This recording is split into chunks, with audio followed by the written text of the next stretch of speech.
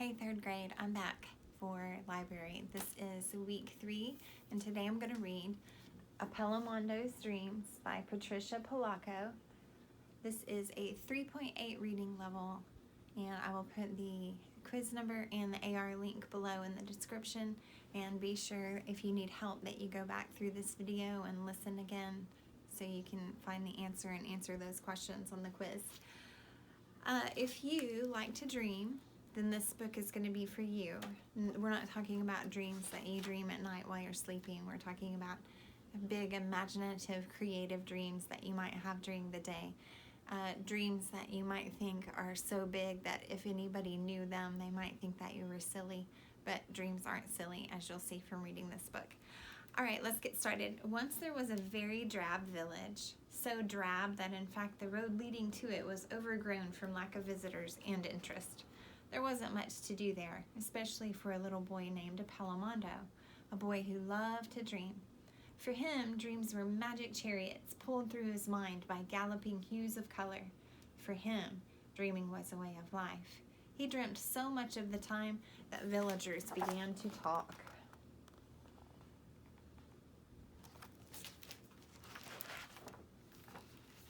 There goes that slow Appelemando, they called after him. He'll never amount to much. He never does anything useful. He dreams the day away.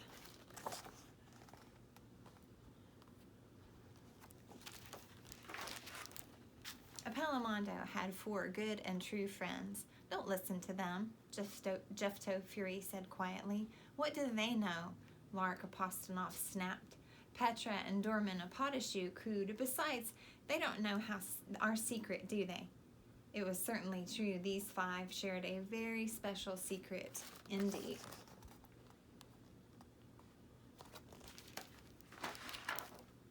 Appellamondo's dreams. You see, whenever he daydreamed with his friends, they could actually see the dreams. Right out of the top of his head they drifted. They twisted through shafts of brilliant sunlight, floated up, up, up into the sunny sky. There was so much to look at. Animals, birds, flowers, all in wondrous, vibrant colors.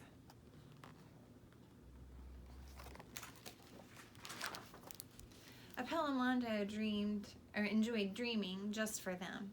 He did big dreams, he did tall dreams, he did little dreams, and he did middle dreams.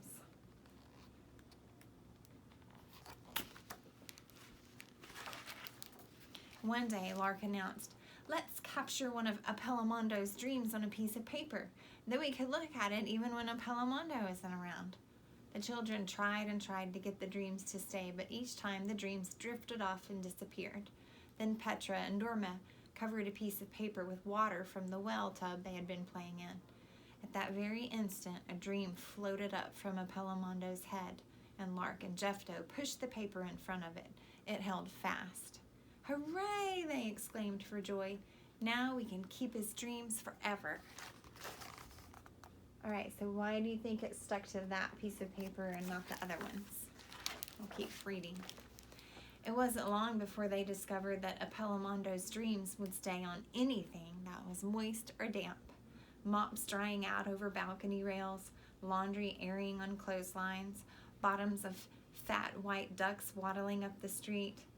"Boy, Appelemando," Jeffto laughed, "you better not ever dream on a rainy day."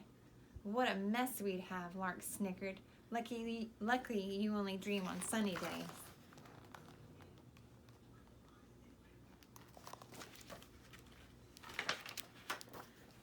Then, one day Appelemando had begun to dream. The sun suddenly hid behind gray storm clouds. The wind blustered and the rain dropped from the clouds above them. "Oh no," Lark squealed. "What are we going to do?" "Appelemando, don't dream any more," Jeffto ordered. "You just can't," Petra and Dorma said, and they were pelted with wet raindrops. Lark clapped Appellamondo's hat tight on his head, but it was no use. The dream was already drifted up and was floating toward the buildings of the town.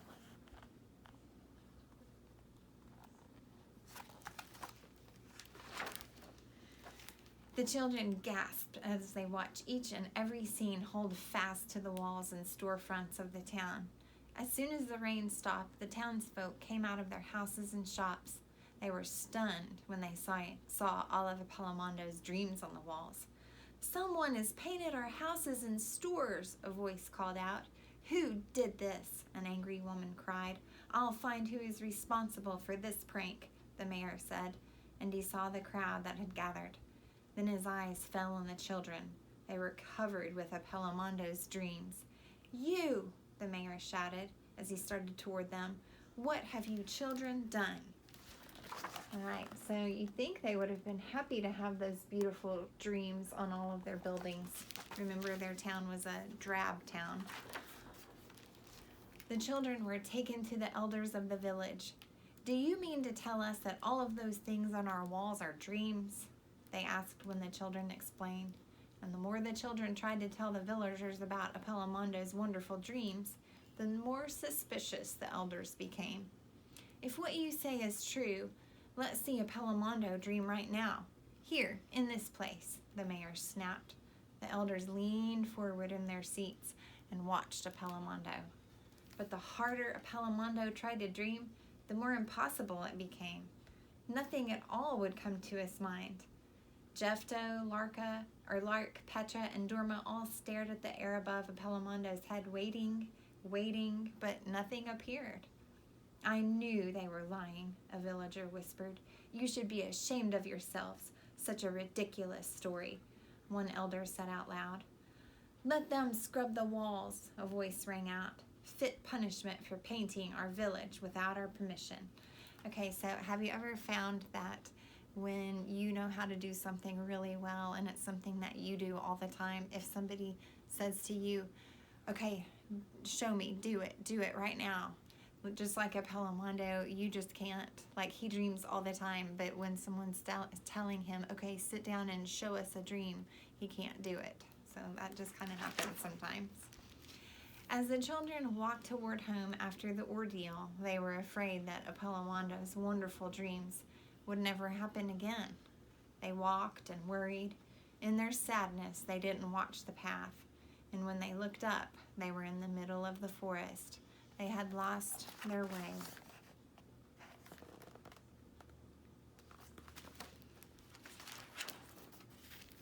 As hours passed, the children's families became more and more alarmed. They alerted all the people in the village, who sent out search parties to look for the children. "Where could they be?" they all pondered. "Our people will never find us here," Petra and Dorma cried. "They won't even know where to look," Jefto said sadly. "If only we could signal them somehow," Lark said thoughtfully. Then all of the children looked at Appellamondo. "You can help, Appellamondo," Lark announced. "If you dream a dream big and bright enough, it will rise up above the trees. People in the village will see it and know where we are." "Yeah," they all cheered. But Appellamondo was quiet. "I can't dream anymore," he cried. "You have to try," they all said. "You must." All Appellamondo could think of were the bitter words of the elders, the people who didn't believe him. And try as he might, nothing would appear in his mind. There was no dream. Then he looked into the eyes of his friends. In Lark's eyes, there was certainty. In Jefto's, steady sureness. In Petro's and Dorma's, complete expectation, for they loved his dreams. Then he closed his eyes and began to see.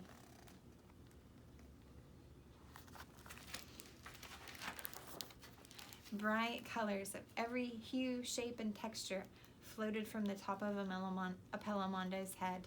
They twisted through the air, the wind caught them and drifted them above the trees.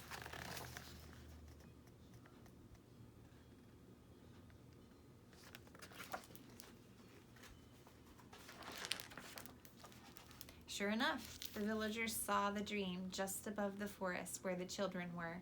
They all followed his vision, and when they found the children, they wept for joy.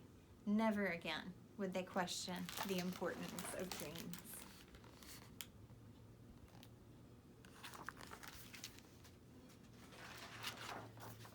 Now the village is no longer a drab place. The path leading to it is bustling with visitors drawn there by the rich colors and soaring images that cover the walls of the town. colorful scenes that its townfolk are very proud of indeed. It is a dreamy place, a wonderful place. An old man sits by the fountain in the square, an old man who loves to dream. For him, dreams are magic chariots pulled through his mind by galloping hues of color. For him, dreaming is a way of life. All right, so who do you guys think the old man is? It's the old man of Appelemando. All right, so when he tried to dream in the forest to help his friends, he couldn't dream and was afraid that he wasn't going to ever be able to dream again, because remember, it said all he could remember was hearing the bitter, mean words that the townspeople in the village had said to him about his dream. So they almost squashed his dreams, but then he looked at the people that really cared about him and realized how important that dreaming really is, and that you can't let those people in the village bring him down. And so he was able to become himself again and dream. All right, so in the beginning, no one thought that Appelemando was ever going to amount to anything, because all he did to them, in their eyes, all they saw was somebody who sat around and dreamed all the time. But when they got lost in the forest and he was able to finally dream and show everyone where he was by having a message that said, "Help us," everybody in the village realized then how important and how useful Appelemando's dreams really were. Dreams are important because sometimes they can be useful even though other people might think they are silly. There's lots of people that are millionaires now that started things from companies and businesses and inventions by dreaming dreams that probably a lot of other people thought was silly, but they're not silly now because now they're making them lots of money. So if you are a dreamer, feel good about that, because someday your dreams might become very, very useful. You never know. So, all right, so keep dreaming and take an AR test on this, and I hope you do great and be awesome, and I hope that you have a wonderful week. Bye.